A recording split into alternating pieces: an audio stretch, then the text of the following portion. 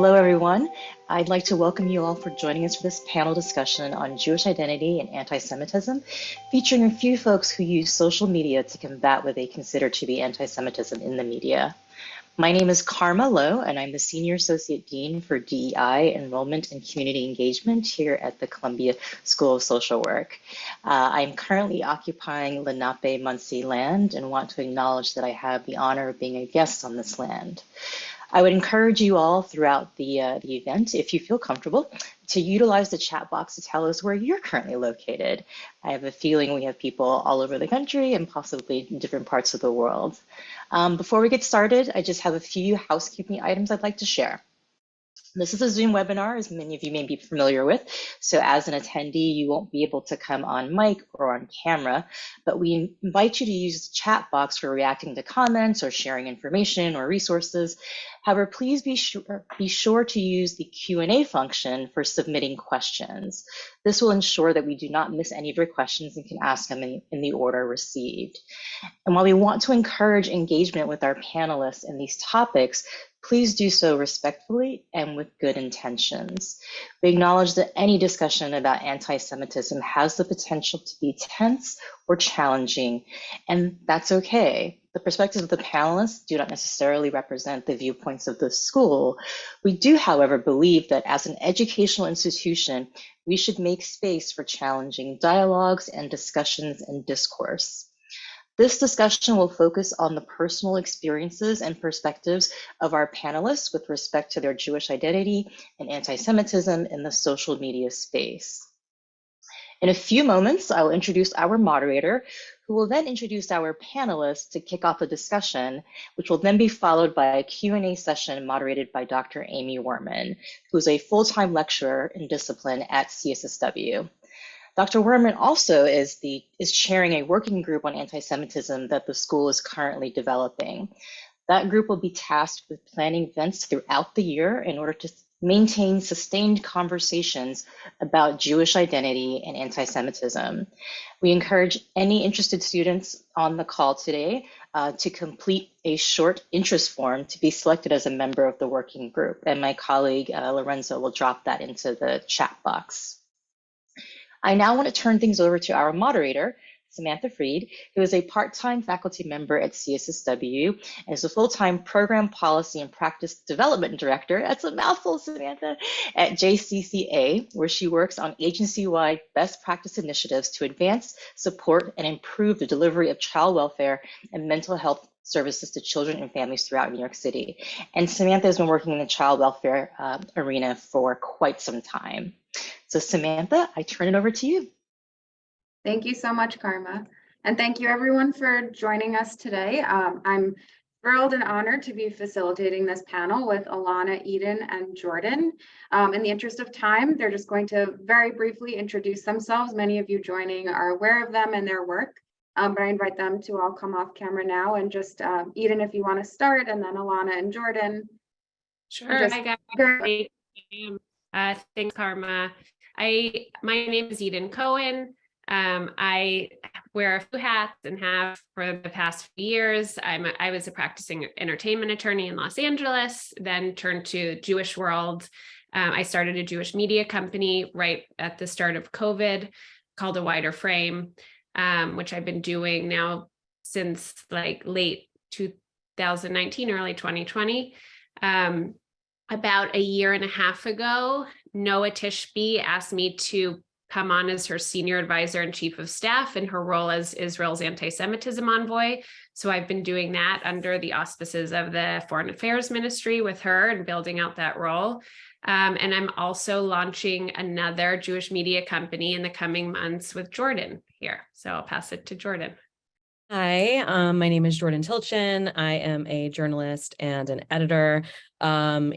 Typically in the entertainment space. I was working at MTV News, and then the pandemic happened, and then I sort of slipped into Jewish and Israel advocacy work, and it sort of took off on social media, and we've built like a really amazing community of young, proud Jewish people. And I'm very excited to be launching my new venture with Eden, and I think you're all caught up. Yeah, I'm Ilana Wolstein. I am not launching that with Eden and Jordyn, but I did start talking about anti-Semitism online around the same time as both of them, and actually we met through that. Professionally, I'm an advertising creative director, freelance right now, working with a bunch of different agencies with a specialty in social and digital. So that's where sort of my expertise comes in on the subject. Thank you all so much. So we will just jump right in. How would you define Jewish identity, and what is unique about the ways in which Jewish identity is defined and categorized? I mean, we could talk about this the entire Zoom. So I'll try to be quick. And of course, Jordyn and Ilana, please chime in. But Jews are an ethno-religious group. And I'm sorry for the basics, for those of you who already all know this, but we're a tribe and a nation originating from the land of Israel, descended from ancient Hebrews and Israelites. And for those of you who don't know what an ethno-religious group is, it's a grouping of people who are unified by a common religious and ethnic background. It's the oldest monotheistic religion, dating back about 3,500 years, more or less. And one thing I would love to say and get into here is that it really doesn't fit the modern concepts of race and religion, because it's neither. I mean, it's a people and a tribe from a land. And you need to sort of look at it outside of that lens, which I think can be really hard for an American audience. We're an ancient civilization. We don't all share one skin color. We've been displaced in the diaspora for thousands of years. The word diaspora itself originated to describe the Jewish condition. And in the 3,500 years or so of our existence, the Jewish states in the land of Israel have existed for roughly 1,000 years. And of course, we're back there now. We don't really neatly tick any of the boxes Western society is used to viewing people in. And then, of course, there's the question of religious observance. You can or cannot be religiously observant and, of course, still be Jewish. There's something called halacha, which is religious law that determines who is and who is not a Jew, which we don't need to get into the minutia of that. I don't want to hog this whole thing. Jordyn and Ilana, do you want to chime in at all? Am I not covering anything? Sure. So the one thing I'll add is that like Eden said, we don't tick all of the boxes. We don't fit neatly into the sort of binaries that we're familiar with today. Ethno-religious group is like sort of the closest, but like Eden said, I think tribe is more accurate. Ancient civilization is more accurate. But even though we don't regard ourselves as a race, we are oftentimes racialized, which I think is a really important point to bring up. Examples of this sort of racialization is like stereotyping our noses, or sort of like oftentimes on social media, like, or even there are real life examples too of just being considered subhuman. I mean, like, I'm thinking back to like when Hitler said that the Jews are a race, but certainly not human, like that sort of thing. And then obviously with, mentioning Hitler as an example, it's also important to note that like, we don't subscribe to like non-Jewish and certainly not anti-Semitic sort of perceptions of who we are. We are very knowledgeable about who we are. We know our identity. We know where we come from. And there's 3,000 years of archaeological, genetic, and historical evidence to back who we are. So we're very, very, very aware of our identity, very happy to speak about the Jewish people from our perspective. And that's what I have. And I just wanted to make the point, we're a very tiny people too. We make up 2% of America and 0.2% of the world.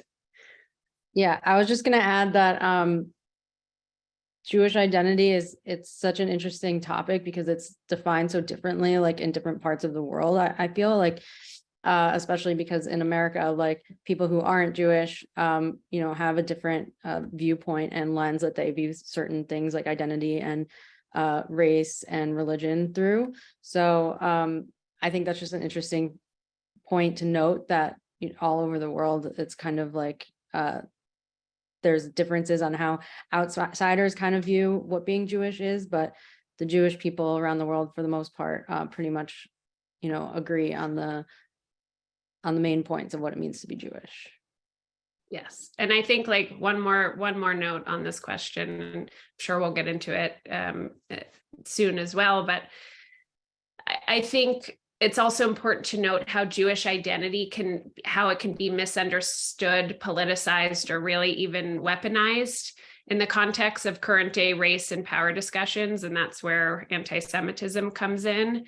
And that's, why it's important to note, though, like, we were never considered white, now we are, and that comes with a whole set of other assumptions and tropes along with it, and they are often applied to the state of Israel as well. And I think, just to note that while I think about 2/3 of American Jews are Ashkenazi, many of whom have like white skin color, that is not the case for Jews overall. And we are, for as small as we are in number, we are incredibly, incredibly diverse. I'm so glad you raised that last point, Eden. To all of your points, so often Jews are being defined by other people, especially in America, which is a really important part that you all hit on, and brings me to my next question. With others defining who we are as Jews, we've also seen a rise in anti-Semitism across the globe, but in particular on college campuses in the United States, including Columbia. How do you feel that colleges and universities, such as Columbia, have responded to anti-Semitic acts on campus?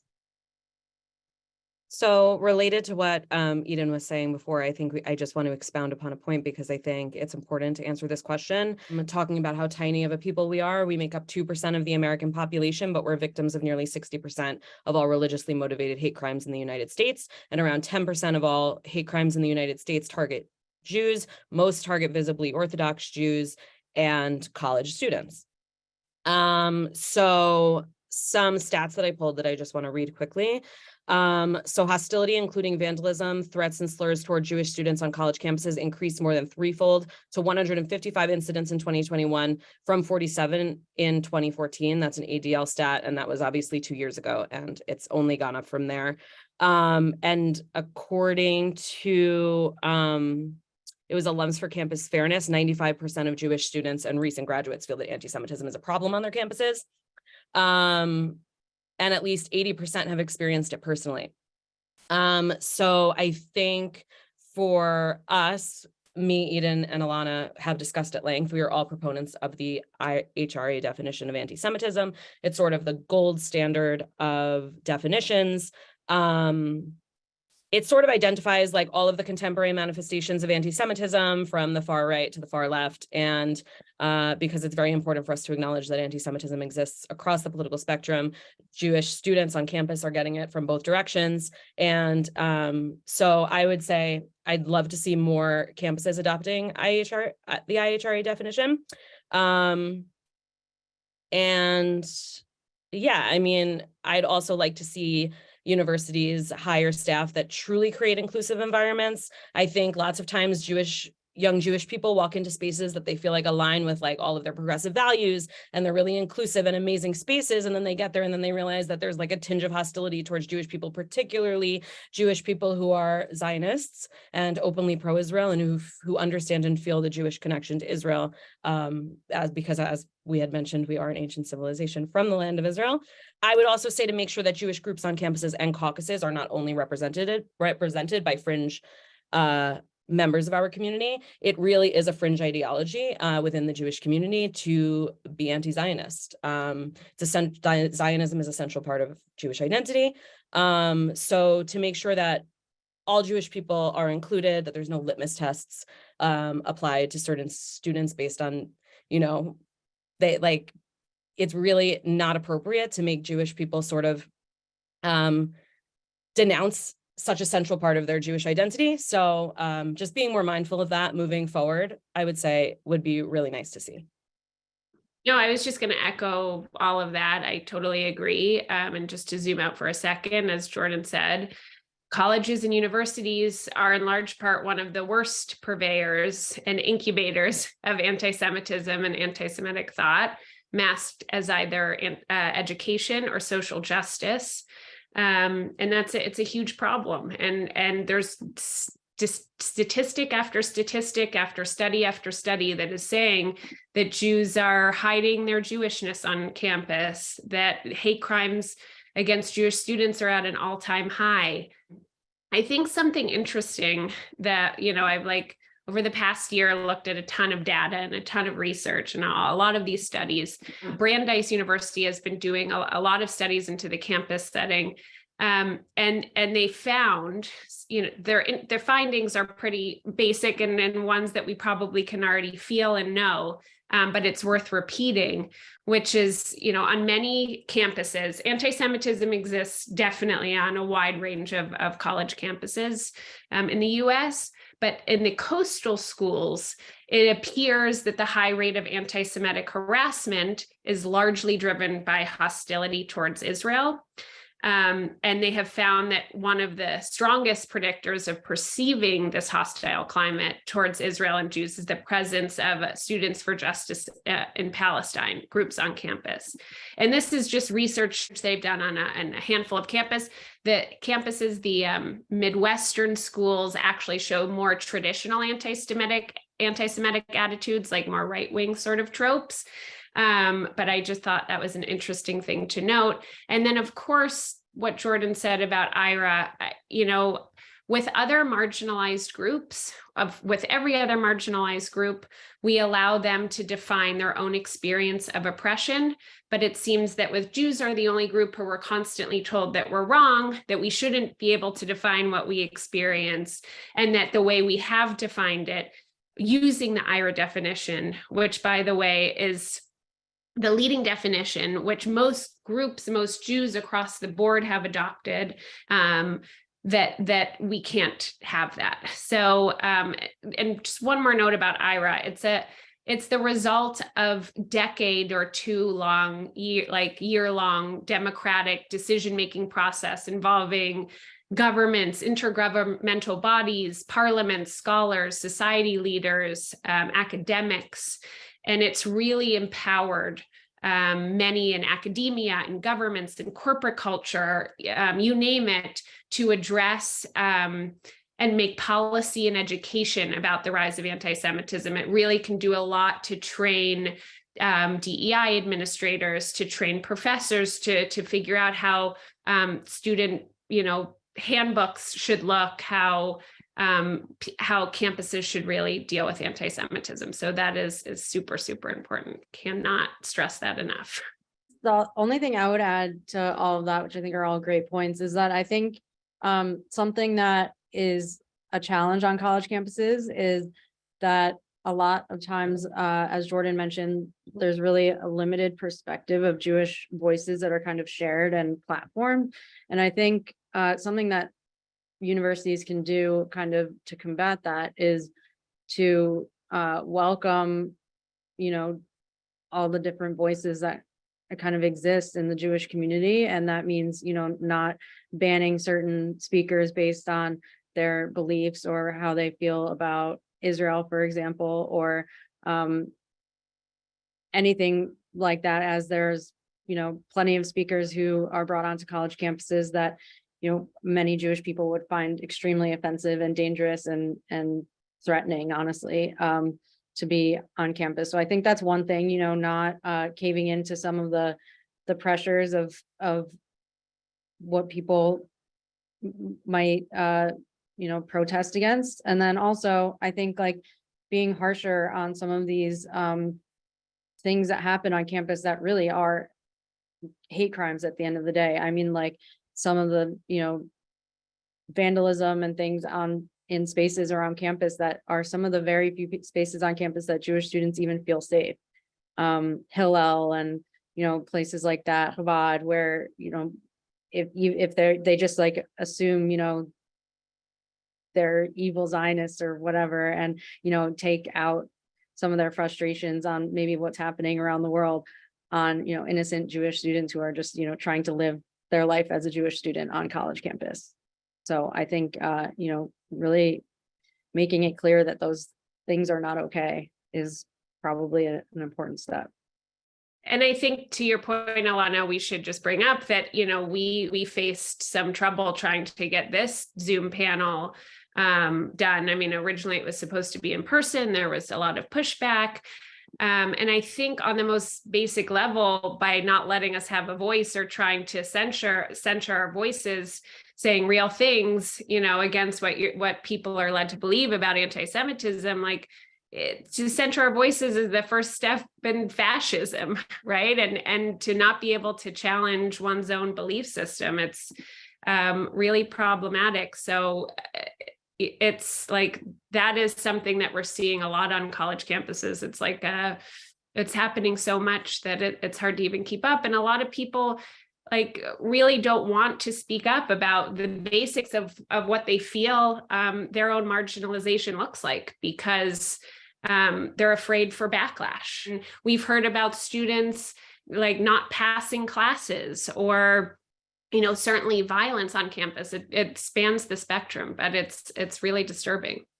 Yeah, and the president of the student of her class at USC, Rose, I'm forgetting her last name, but like she was kicked off from her position just because she was a proud Jewish person, and had her definition of what it means to be Jewish included Rose Rich, thank you, had a connection to Israel, and that like really negatively affected her, and those sorts of things. I think that those need to be handled in a different way. So one of the reasons that I was really eager to have all of you come talk to us today, through Columbia, as someone who's been in the classroom for several years, I'm hearing more and more from my students who are at the master's level that they get their news from social media, from TikTok, Instagram, Twitter, Facebook, and a lot of what they're seeing may or may not be accurate factually. So I'm wondering, from your perspectives, have anti-Semitic posts increased online? And what is the content of these posts that you're seeing, if so? I don't know the benchmark of increase since when, but there's definitely I feel like there's waves of when it gets like really bad, like especially if there's something happening in Israel, or if something in politics is happening in the United States where they're voting on something in that regards Israel. I mean, really, the most of the anti-Semitism on like Instagram and Twitter revolves around Israel, and then spreads into like classic anti-Semitism. But I would say definitely it's increased, especially as social media just has become more central to everybody's daily life. And I would say during COVID, when people were spending more time online, it's definitely increased. And there's just such a lack of fact checking on all of those platforms. So much false information gets spread so quickly. Celebrities post, one thing that has one post that has like 20 lies in it, and it's spread to 50 million people in 10 minutes. And there's really no putting the lid back on once, those things are spread like that. And as Eden said, there's so few Jews on the planet that one person spreads something terrible to 50 million people, and Jews are kind of left scrambling, trying to. I'll just add that AJC did a survey last year, and 85% of American Jews ages 18 to 29 were the target of anti-Semitism online, or saw it online at least once in the last year.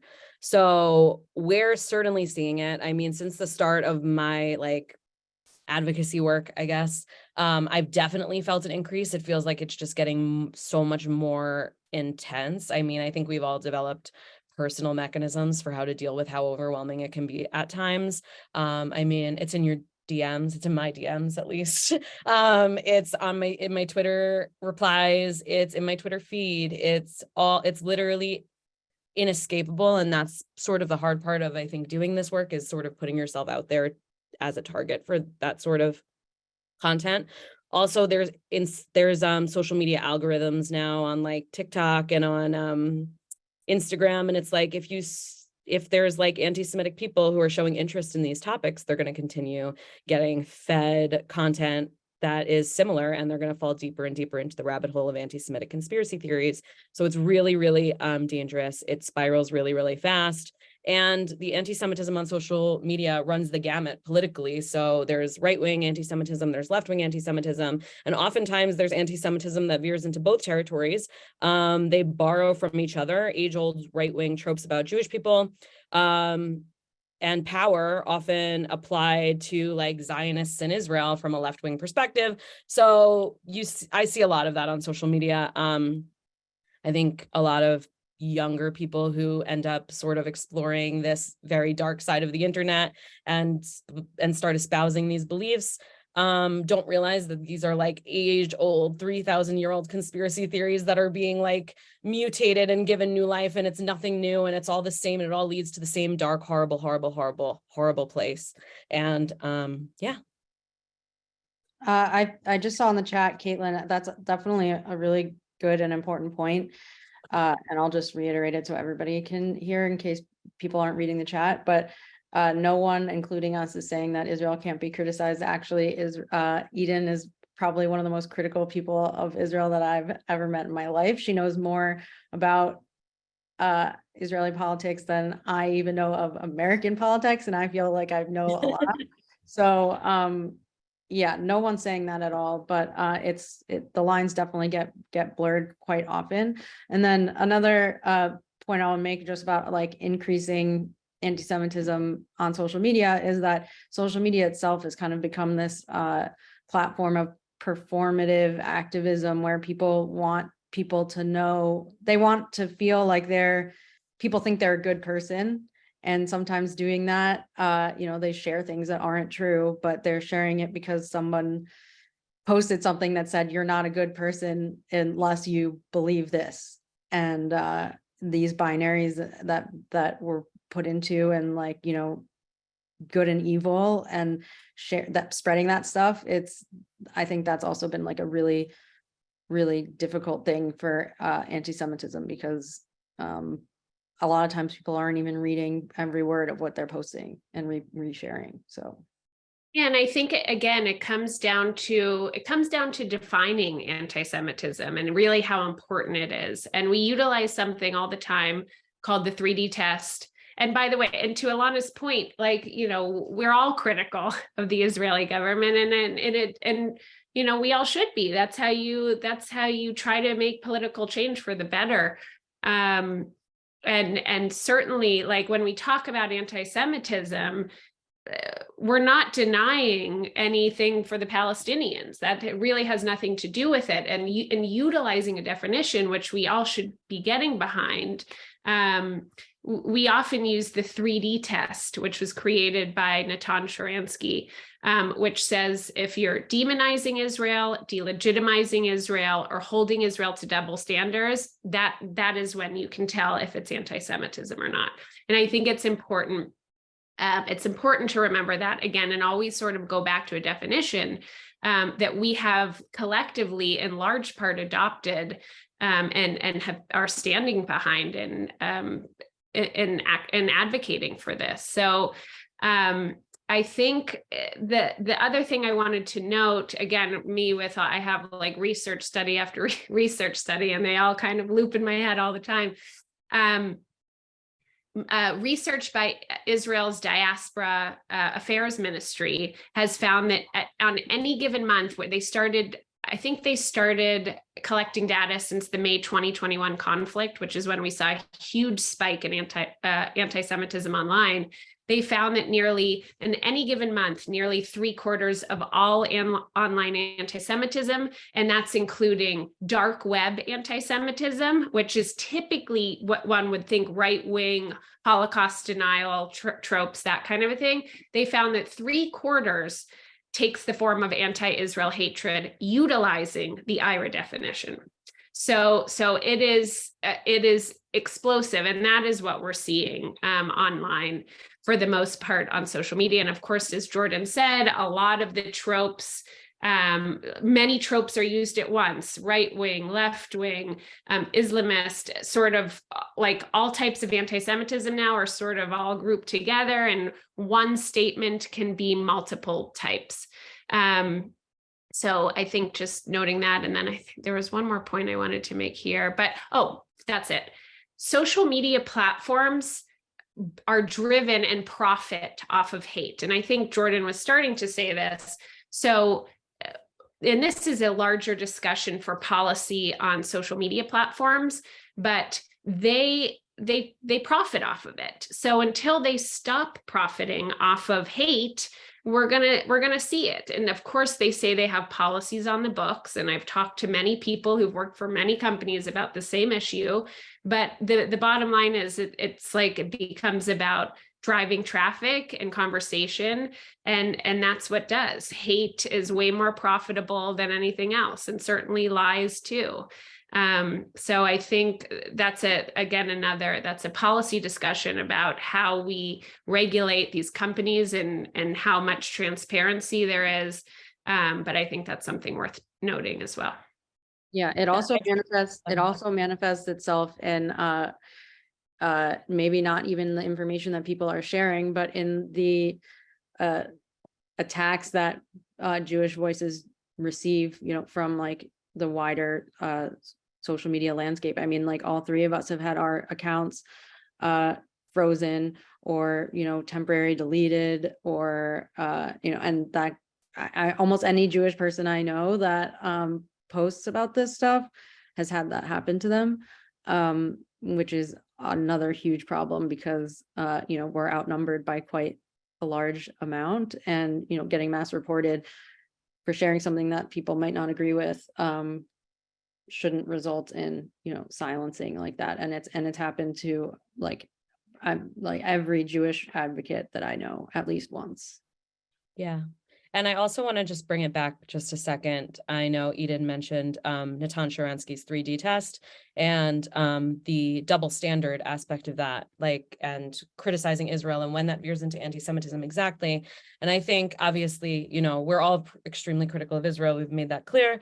However, a lot of the time we'll see something that's so not criticism of Israel. Like legitimate criticism of Israel is legitimate when it's a criticism that would also be leveled against any other nation. A fair criticism is one that would be leveled, across the board. But with Israel, so often it's like the criticism is that it shouldn't exist, that it should be destroyed, that, that Jewish people need to not exist within those borders at all. That's not criticism. It's not moving us forward. It's understanding that there's a difference between fair criticism and a difference between anti-Semitism.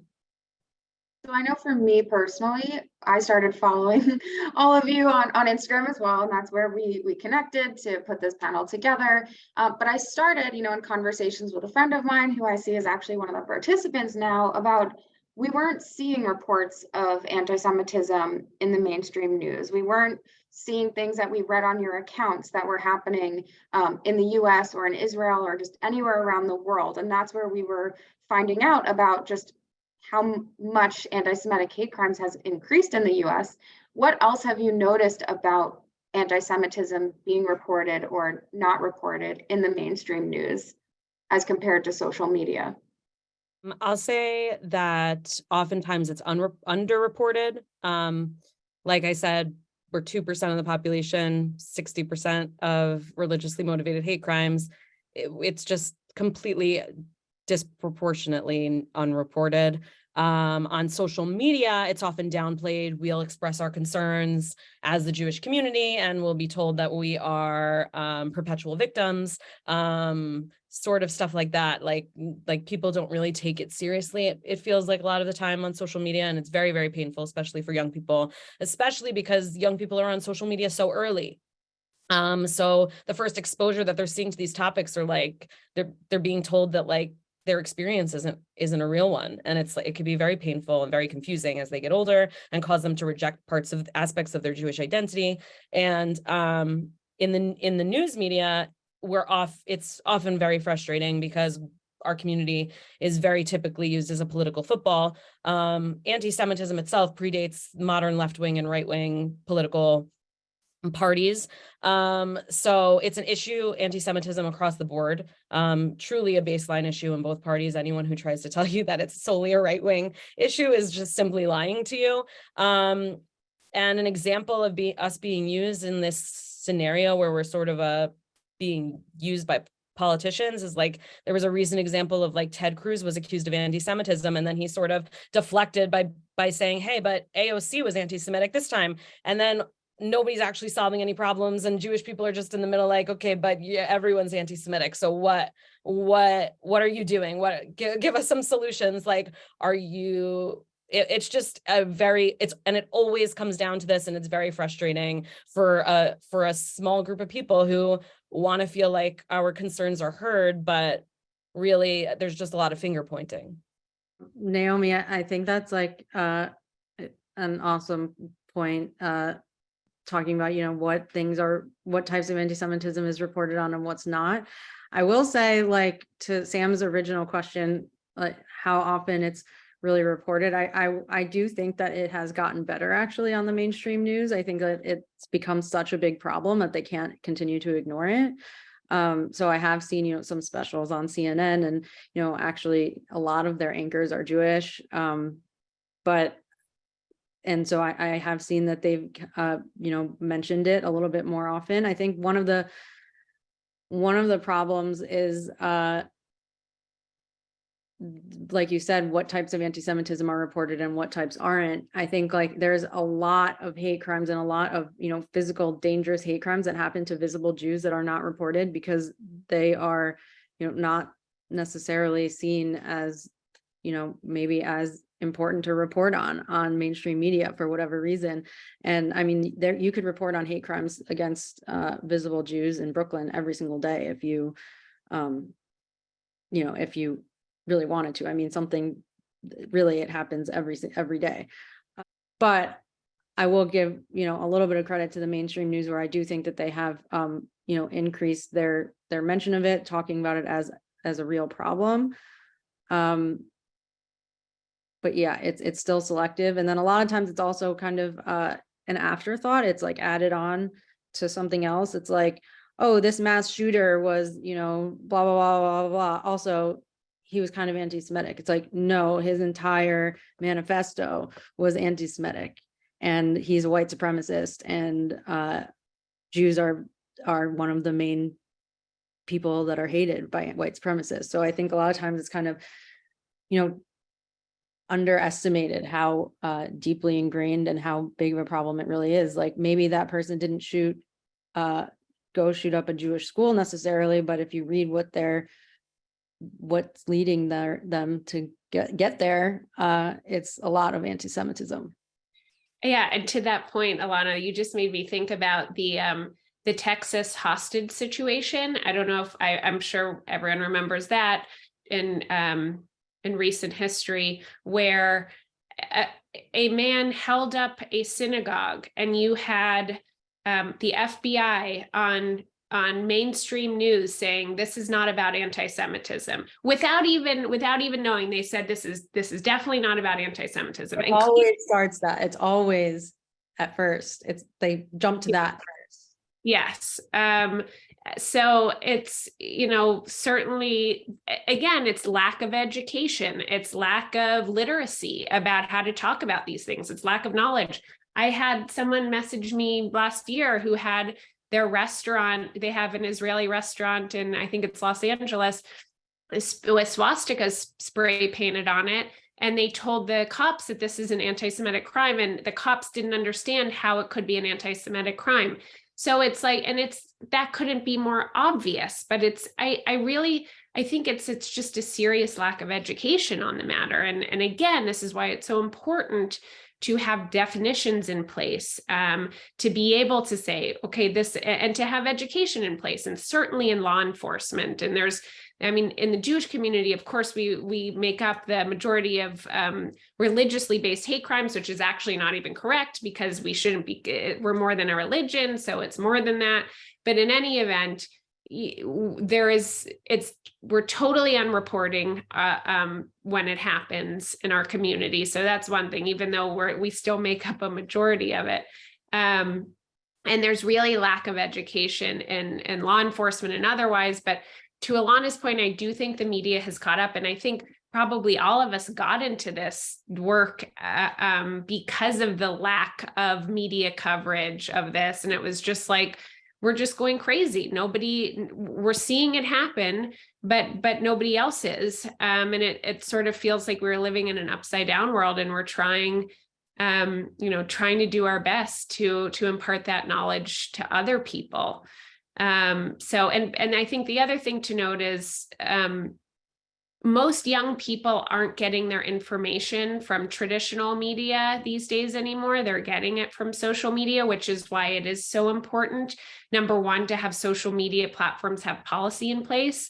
Why it is so important to have beyond regulation, like make sure that the Jewish community is actually investing in reaching people on social media, which is another reason why we got into this to begin with. Thank you. What is the goal of your advocacy on social media? And what do advocacy and activism for Jewish people look like from your perspective? Kind of a two-part question that ties in the work that you're doing on social media as well. I would say that from the Jewish side, like for Jews advocating for our community, it looks a lot to me like Jewish pride and not feeling like you have to hide your Jewishness, and to feel proud of where we came from and what we've accomplished and where we're going. And there's so much to that. And I'd love to see more young Jewish people feel like they don't have to hide who they are. And to me, that would be like the goal for what Jewish advocacy looks like from a Jewish person's perspective. And obviously, I'd love to see more non-Jewish people standing up for the Jewish community. And I understand that because there's so much disinformation out there, there's a lot of non-Jewish people who are kind of nervous, to get into maybe a political fight that they don't have the facts to fight about, or to argue about, or to make a solid argument about. And I think for them, there's a lot of weight that comes with being there for your Jewish friends and listening to them and hearing them out and trying to understand, all of their identity, and not making them pass this crazy litmus test that you must reject Israel for us to be friends or to even associate. I've literally lost friends because they refuse to hear me about such a central and essential part of my identity. And at some point, it becomes like a self-respect thing where I have to respect myself enough to walk away from the friendship. And so from the allyship side, for non-Jews advocating for the Jewish community, it's once again making sure that you're not tokenizing fringe members of the Jewish community to confirm your own existing bias about Israel. There's so much left to learn. There's so much to it. And at the end of the day, the non-Jewish community, the people who aren't Palestinian, people who aren't closely and intimately tied to this conflict and don't have a stake in it, don't really have the same commitment to maybe trying to, understand the actual reality on the ground. And yet many of them are very loud about all of it. So for me, for non-Jews, it's making sure, again, not tokenizing fringe members of our community to confirm their bias. And to amplify those of us who truly represent mainstream Jewish beliefs and values. I think in large part, the Jewish organizational world, and certainly the Jewish religious background that I came from, I feel sort of failed me in Jewish education in a lot of ways. I got all my education in my adult life and I really prioritized it.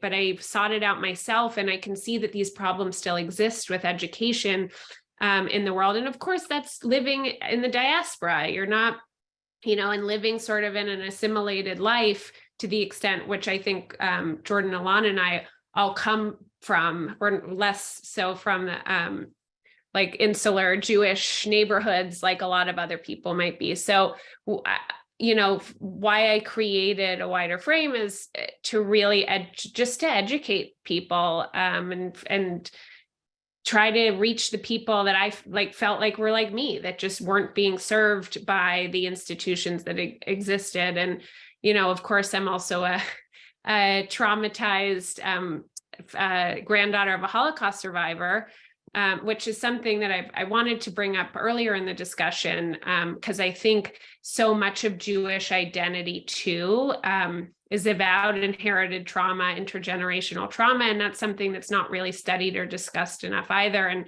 certainly as social workers, I think keeping that in mind and looking at epigenetics and everything else, and how that for also plays into Jewish identity and anti-Semitism. And I think, like harm reduction, I think Ilana, Jordyn, and I are doing this from a harm reduction standpoint of please, like, humanize us, see us for who we are, help us, like, we want allyship. We want you to know that what you're hearing and all this propaganda, truly like thousands of years of propaganda of tropes and stereotypes and all the rest of it are wrong. And this is why.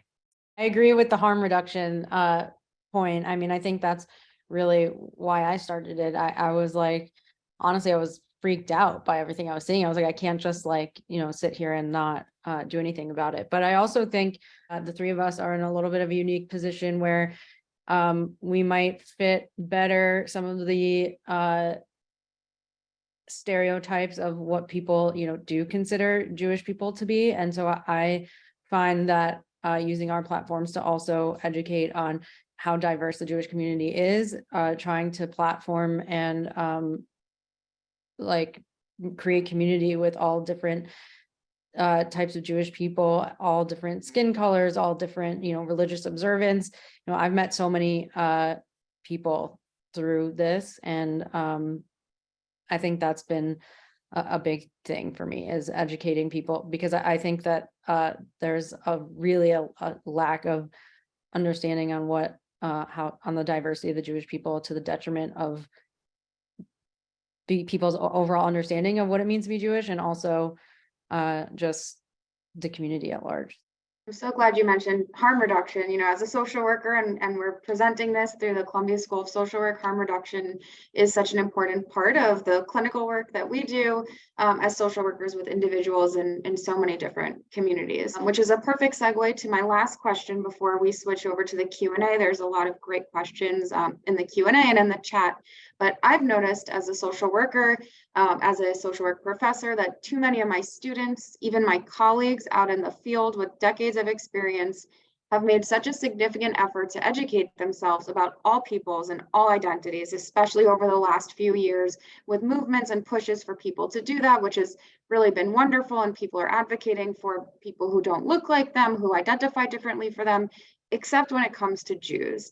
I've seen this with people I work with. I've also, similar to Jordyn, lost friends for calling them out to posting fake videos on the internet, knowingly posting fake ones. And I've also had social work friends and colleagues who have said, I want to post something on social media, but I don't know why, but I'm not. And they're posting about every other group of people. And they're very honest with that, but they still don't do anything. And a lot of people believe what they read or see online without question, only when it comes to Jews, when they're saying challenge everything else, challenge every system, every trope, every stereotype about every single person out there. And as a result, there's so much fear in the classroom for Jewish professors like myself, for Jewish students who we hear are being bullied because they might say they're not anti-Zionist. They might say they're proud of being Jewish, and these students are being bullied and silenced in the classroom. In a field like social work, where social justice is pretty much our core value, what do you think the field itself, especially in the education setting, could be doing and should be doing to support the Jewish community in combating anti-Semitism through the education of social work students and existing social workers? I would say, like, to your point about people telling you like that they want to post, but like don't know why they're not posting. And I would say that to me, I totally understand what you're saying, because I've definitely gotten that same message before. And to me, it's like watching 3,000 years of deeply embedded anti-Semitic tropes at play. Like, people really may not feel any hate in their heart towards Jewish people, but there still might be this feeling that the Jewish people are powerful, they're great, they're fine, they don't need me. And the truth is that that's not the case. that's something so unique about anti-Semitism, is that it positions itself as this like punching up towards this really like all-powerful group. And that's 3,000 years of anti-Semitic tropes at play. And so I would say to the social work community is like, nobody is immune to having internal biases, to challenge yourself to look into those deeper, and to really make, and in that way, making sure that like the spaces you're cultivating are truly safe spaces for Jewish people. I think that's such a good point, Jordyn, that we really haven't touched on, which is like really the core of anti-Semitism. And I think is so makes it so different and similar to some other bigotries and biases as well. But like, it's not always rooted in hate. It's also just, learned behaviors and learned things and tropes and things that have just been passed down, and, stereotypes really. What Jordyn was saying is so right on, which is like everyone has internalized biases, and as social workers, especially, you take an oath, right? I don't know exactly what it says, but you take an oath that you will do your job to the best of your duty, and that you'll be sensitive to cultural and ethnic diversity. And forms of social injustices, and which Jews are often facing. So I think, in sort of therapy and social work speak, you kind of, everyone needs to do their own internal work and put aside or confront your own internal biases if they're coming up. And if you're sitting, especially if you're sitting with a Jewish person or in a Jewish space, and certainly if you're thinking anti-Zionist things, for one, because I know that's one way, an often way it comes up. I think you need to confront why you feel that way and sort of do your own work. And if you can't, then you maybe should not be working with the person or the group in these spaces. So I think it's like you should really be deconstructing why it's coming up. And commit yourself to understanding how anti-Semitism functions, and allowing us, obviously with any other oppressed group, which Jews very clearly are, with any other oppressed group, you hold their lived experiences at the forefront, and we are trying to share what our lived experiences are, and those should be considered and and held to the highest esteem.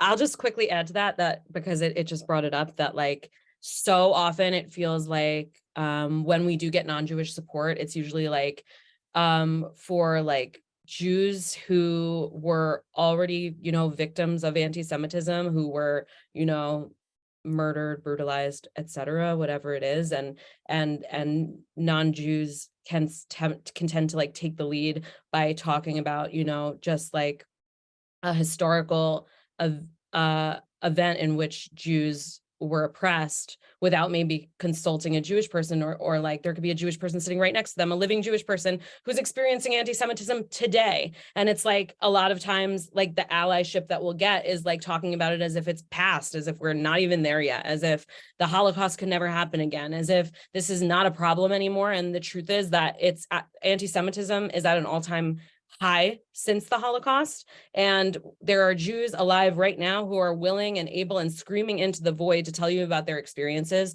and they need to be listened to.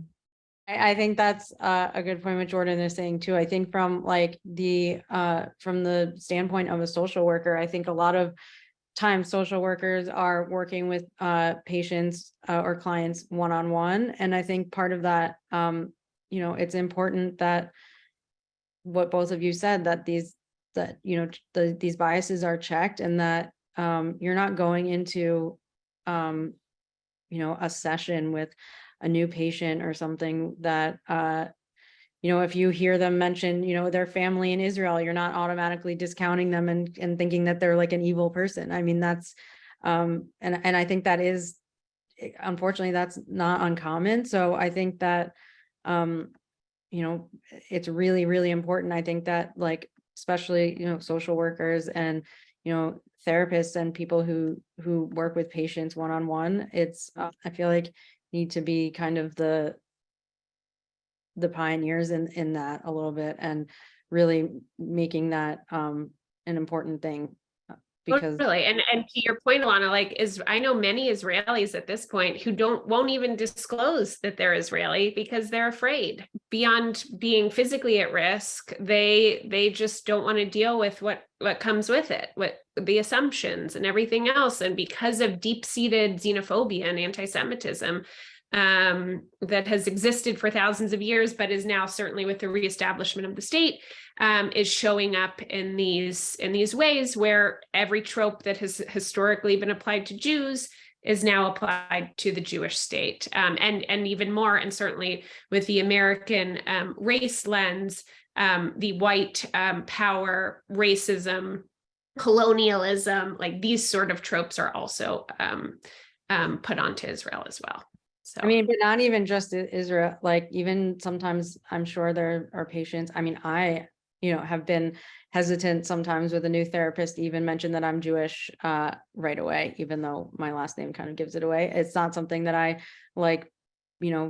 always bring up right away because of that. So I think it is like and that has nothing to do with Israel, but those connections are made subconsciously by everybody. So thank you all so much for those very thoughtful answers, and for taking the time to answer all of my questions for this panel, and for really stressing a point that is so important. Being in New York City and Columbia University in the United States, and really being able to take this away from the Middle East and to focus on the US and US definitions of race, of identity, separating all of those different points from each other, because it's something that's not happening in the mainstream and education and the news, and everything that you shared was just so helpful and so instrumental to move us, of course, into our Q&A section. I see we've got lots of great questions that have been coming through, so I will hand it over now. Thank you, Sam. Thank you to Sam and our panel. Okay, so I'm going to lead the Q&A, and one of the questions that came up was about, wow, Columbia School of Social Work, like how did this happen? Like, you're carrying the torch here. And I wanted to explain that a little bit about the history of how we've gotten to this place. So as Sam said, there has been, in different classes and different courses, there have been students who have really been sort of intimidated and they hide their Jewish identity. Or I know from teaching, I've done a lot of work in Israel with nonprofits. And when I bring up my experiences, it's always mirrored with, well, what about the Palestinians? And, Israelis are oppressors, and, this whole dialogue. I've also had students reaching out to me because I identify when I do orientation as Jewish and as a woman, and that I lead with these two identities. And over the past few years, I've had an increasing number of Jewish students coming into the school saying, my parents told me I shouldn't share my identity. I should just keep quiet, and that's what happens. They don't speak up. They sort of let their Judaism or their pride go under, the radar. So we realize that there has been a problem in this school. And I don't think anyone on this panel, or perhaps in the audience, can minimize how daunting it is to address anti-Semitism, especially in a school of social work. And this is not unique to Columbia. So I've given this a lot of thought over the past few years, and I'm really thrilled to report that I approached many of the senior deans and the Office of Diversity, Equity, and Inclusion, and came up with sort of a 5-pronged approach to combating anti-Semitism at our school.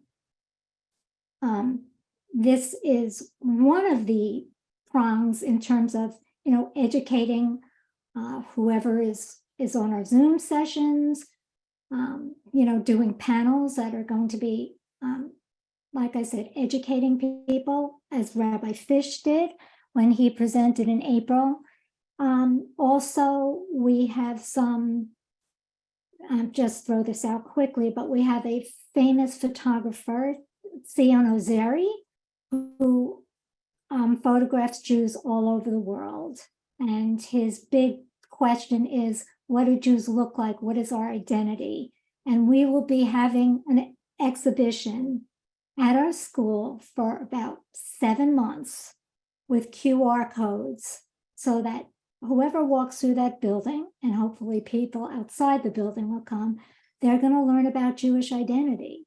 So these are just two of the prongs. I don't want to, pontificate here, but I do want to say that the administration and the staff have been incredibly responsive now to going on a slow but steady road to combating anti-Semitism at our school. And it's going to begin with the task force, the anti-Semitism task force, which we are in the process of creating. So I personally feel incredibly fortunate that I have colleagues who we don't know the answers yet, but we're really trying to. The goal is to create a model in our school that's going to be disseminated, so all other schools of social work to see how it's done. And it's going to be evidence-based. So like today, after this panel, people are going to get a survey, and we're going to collect data about what's working, what's not working.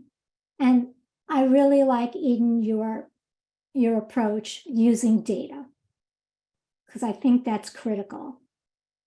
It really is.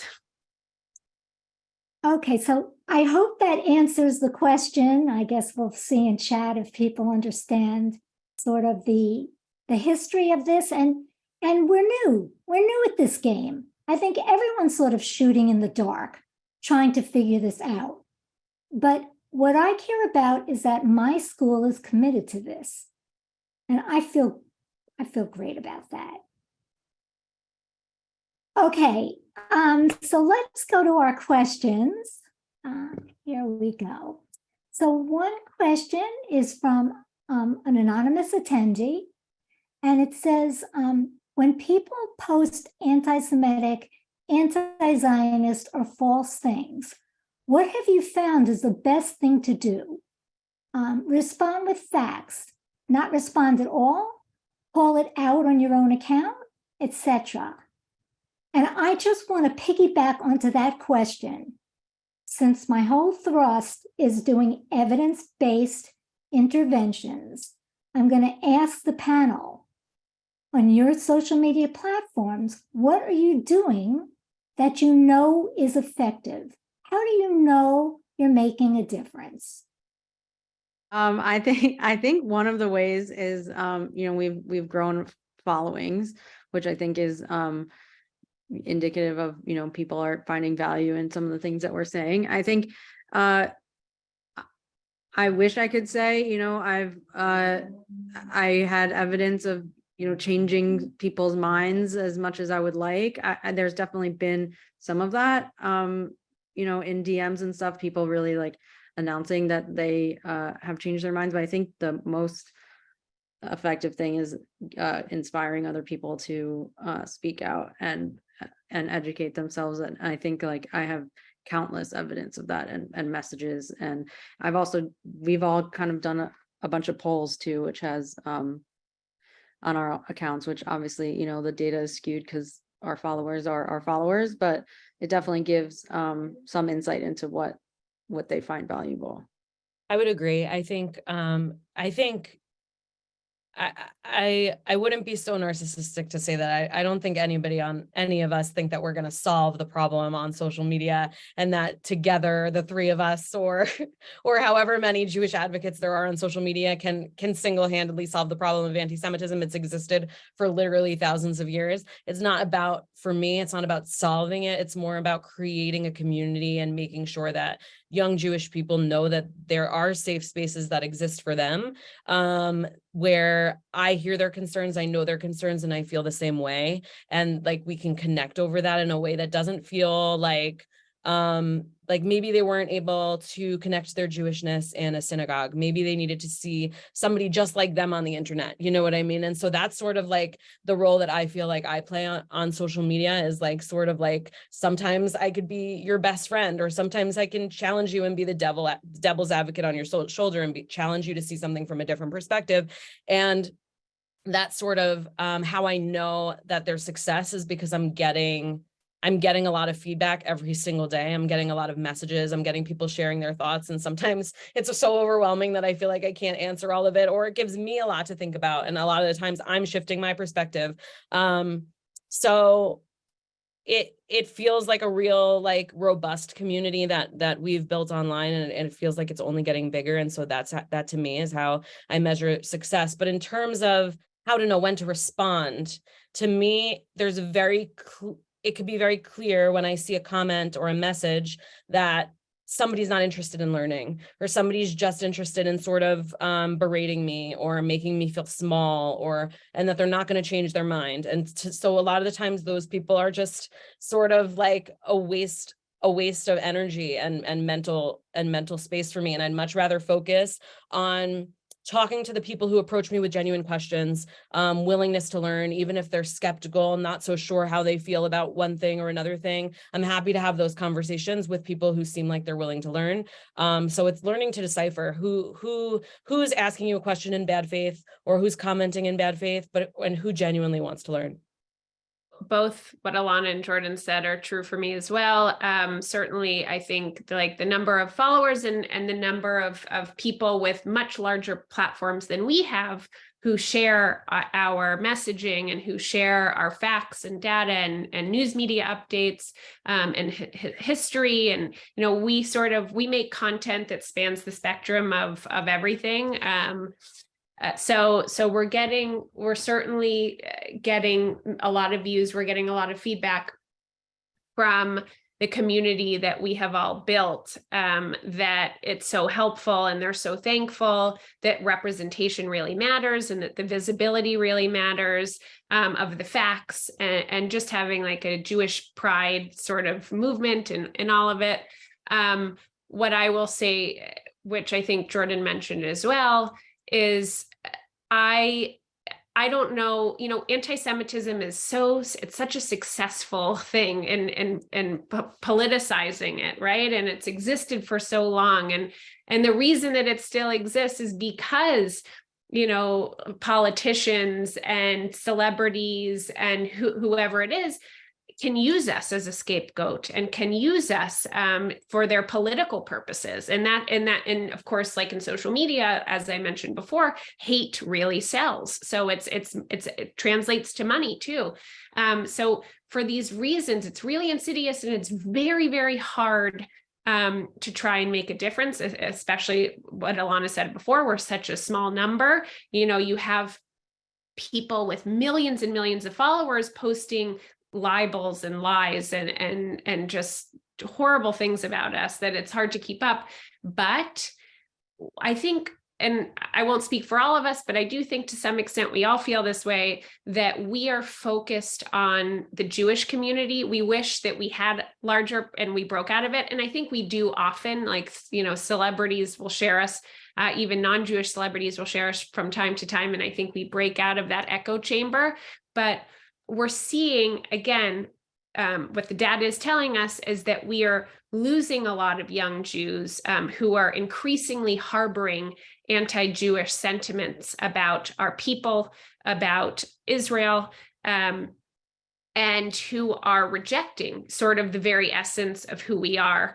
And we have the data. We have a lot of data on this. And of course, Amy, I just wanted to also mention, to the extent that we could ever help again and furthering your goals at the school, we are more than happy to do that at any point and always. And especially me, I feel like I got a really good bird's eye view of, again, all of the research that kind of exists out there today on anti-Semitism generally. I think that we're really focused on trying to combat what young Jews are seeing and internalizing every day. And that's sort of our purpose, a main purpose as well. Though I do wish the allyship was better than it is. Thank you for your responses. And I hope you won't think me arrogant. I did look at the literature in preparation for the panel, and I posted a resource. You can see it in chat.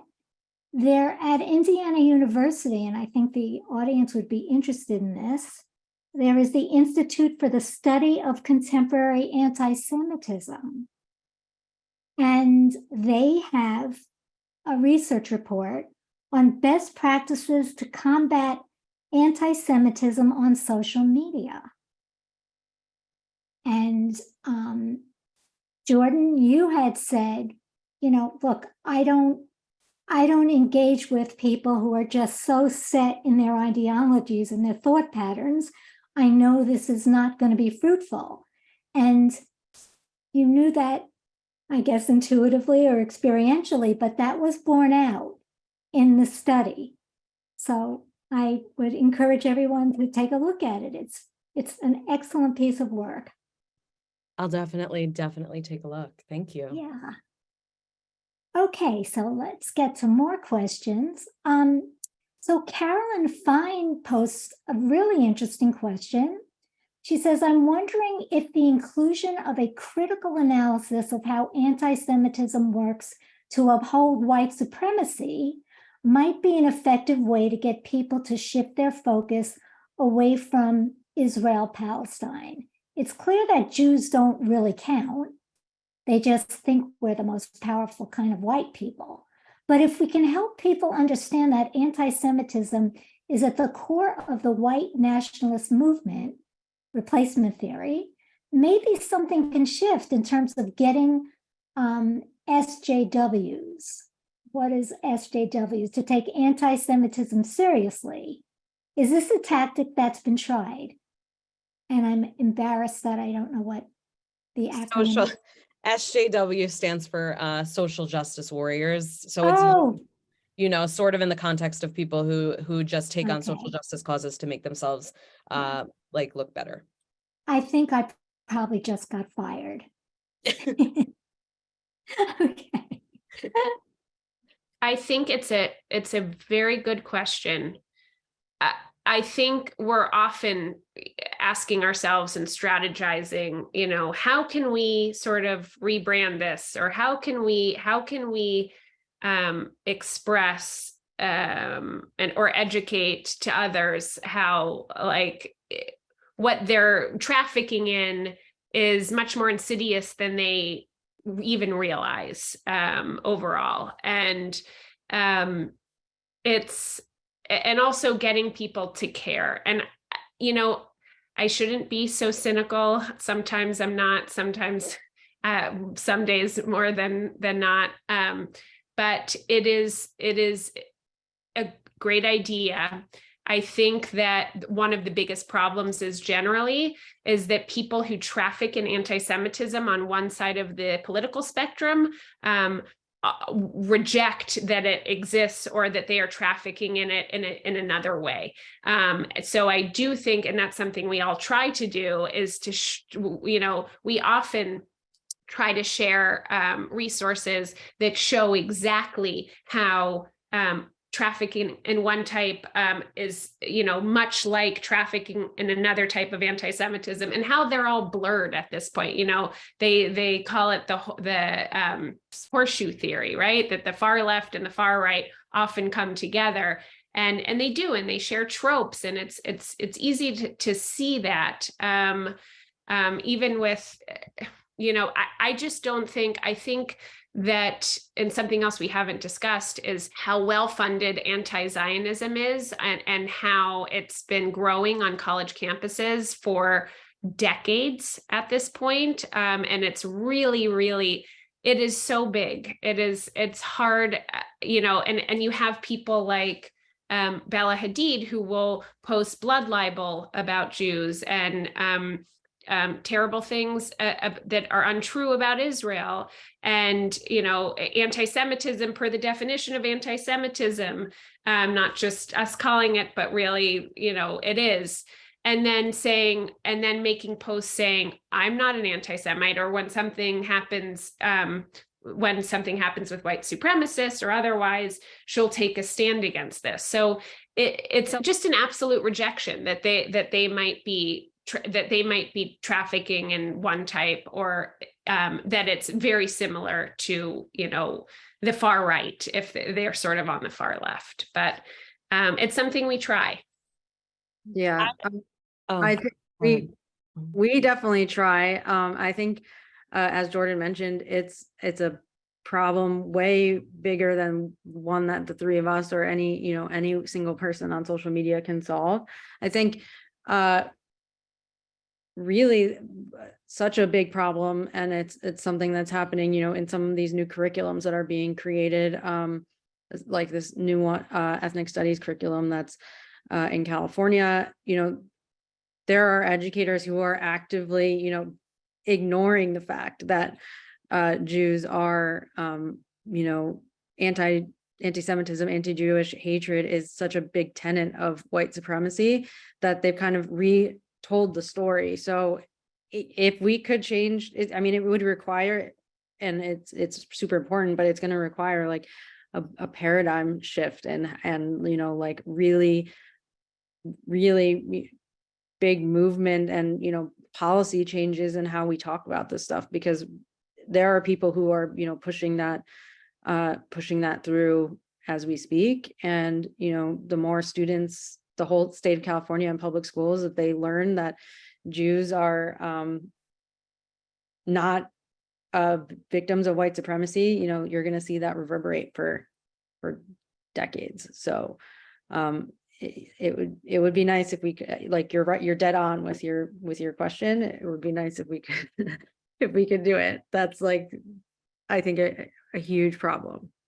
The one thing that I'll just add is, like, I think we've all been talking about how anti-Semitism is foundational to white supremacy since the inception of all of our sort of advocacy journeys. We've all been talking about that from the very beginning, and we've all made it sort of, you know, very clear that white supremacists literally, like, love anti-Semitic conspiracy theories. It's like the foundational basis of everything that they believe in relies on anti-Semitic conspiracy theories. What I will say, and I don't know if it's just like the wording of the question, is like, we're focusing on that and talking about it and combating it anyway. And it's not to get people to look at IP, and it's not like we're like, oh, look over there at something else. You know what I mean? Because the reality of the Israel-Palestine conversation is that people who are committed to misunderstanding it are going to misunderstand it. You know what I mean? Like, people who are committed to hating Israel or being anti-Zionist, they're committed to that belief. And for me, so it's not like, let's talk more about one thing. So it's not, oh no, don't look over there. Because if you were to really look at it in a really holistic view, you would sort of understand that what's happening halfway across the world, there's so many layers to it. And you really have to sort of commit yourself to knowing it and sort of put your biases aside. So I don't look at them really as two connected things. I definitely understand how, like, Jews are portrayed as like white oppressors and how that plays into the Israeli-Palestinian conflict, because then you're talking about a population of people, you know, half of which don't even have white skin in Israel. And you're sort of portraying them as the white oppressor, and it's just not an accurate narrative of the reality there. So I do understand how understanding, you know, that concept plays into the Israel-Palestine conversation. But I do think they are separate conversations in that I'm constantly talking about how anti-Semitism is foundational. And that's not to say, don't look over there at what's happening in Israel-Palestine, because you can look over there and learn and see, you know, the truth if you're willing to. Yeah, and I think it's always helpful, I think, to try and zoom out and say anti-Semitism is a disease. It has shape-shifted and it has taken different forms, and it's gotten smarter throughout the years. But it's all sort of the same disease, and it's all stemming from the same places. And this is why, you have David Duke praising those on the far left who espouse and traffic in anti-Semitism. It's all reliant on, it's, as Jordyn said, all on the same tropes. It is for the same purpose.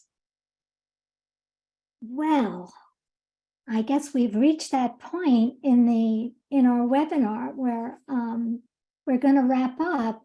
I just want to call everyone's attention to two links that I put in the chat. Facing Facts and Get the Trolls Out. These are two organizations that have ideas for sort of combating anti-Semitism or fighting back on social media with effective ways. Okay, so thank you so much, panelists. I'm going to hop off and turn it over to Dean Lowe. Thanks, Amy. I just wanted to do a quick closing to thank all of you, Jordyn, Eden, Ilana, Samantha, particularly Sam, who this was her brainchild to bring you all together to Columbia. I also want to thank our participants and attendees for being very active in the chat and sharing resources. We will compile those resources to post on our website once the video is posted as well.